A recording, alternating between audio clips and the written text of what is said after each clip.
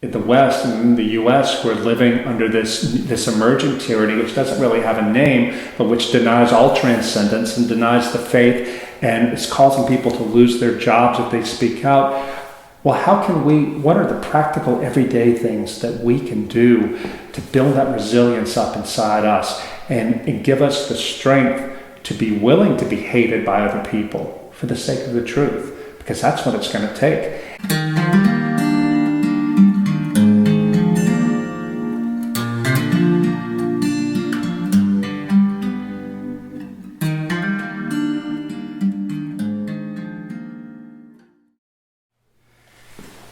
I'm working on a new book now. It doesn't have a title yet, but it's, I think, a really fascinating topic. About 4 years ago, I got a phone call from a doctor, a Catholic physician in this country, whose mother had spent 6 years in a communist prison in Czechoslovakia as a political prisoner because she was Catholic. And she's quite old now, lives with him and his wife in the U.S., and she was telling the doctor that the things she started to see happen in the U.S. now reminds her of her youth when communism first came to Czechoslovakia. And I thought that was a really odd thing to say, and so I wrote to a friend of mine, Hungarian, who defected from communist Hungary. He lives in the UK, he and his wife, she's Hungarian too, and he's a retired academic, and I wrote to him and said, Bela, this is what this old Czech woman said. Is she kind of off her rocker, or is there something to it? He wrote back right away and said, she's telling you the truth. My wife and I are sitting here in retirement, watching TV, reading the British papers, and we keep saying every day, it's becoming more and more like our youth. I said, well, why? He said, the way that now it's becoming so rigid that people will assassinate your character and try to destroy you if you violate certain ideological boundaries. He said, we never had that before, and now it's happening here, and this is what we live with. So after that, 3 or 4 years ago, every time I would meet someone in the U.S. who had once lived under communism in the Soviet Union or in Eastern Europe, I would ask them the same thing. Are you seeing this sort of thing happening here in the West? And their eyes always get big, and they always say, absolutely, yes, but Americans won't believe it. And I'll ask them, well, what are you seeing? And it's the same thing, this ideological fanaticism. And finally, I said, there's a book here.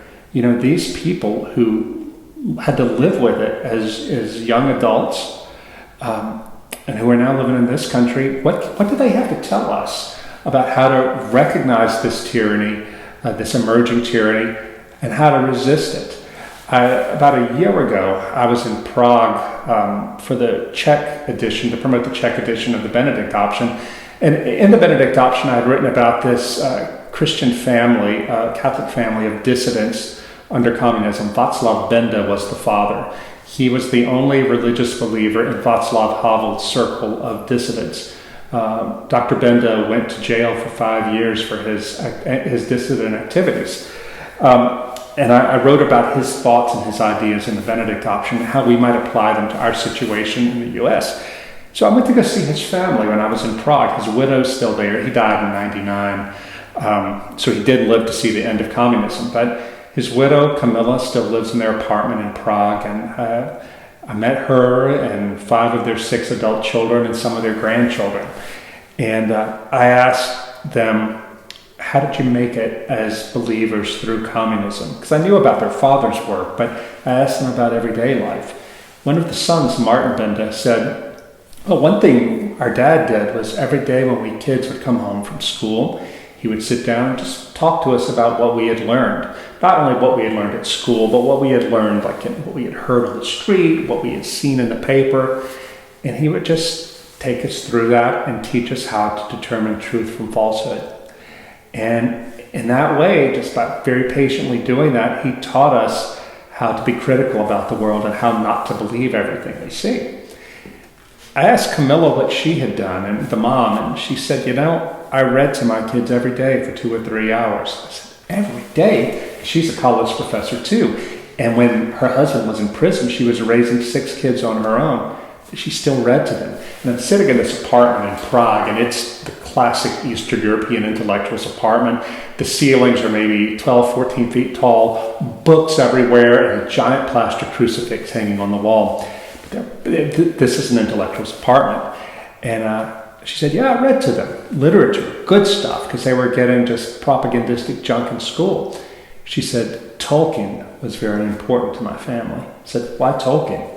She looked at me and said, because we knew that Mordor was real.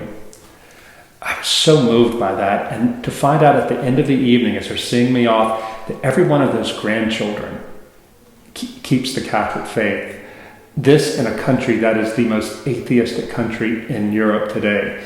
It's free of communism, but it's also almost completely atheist now. But those kids are getting through it, and they're doing it because their parents are raising them with the same strategies that their parents had used under communism.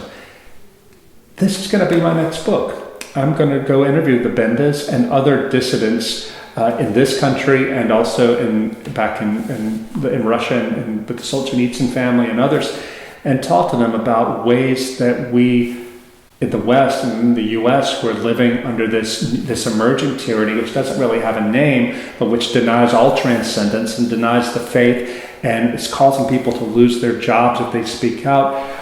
Well, what are the practical everyday things that we can do to build that resilience up inside us and give us the strength to be willing to be hated by other people for the sake of the truth? Because that's what it's going to take. And it's one thing, we all know about Solzhenitsyn, Václav Havel, and these other names of dissidents who suffered heroically.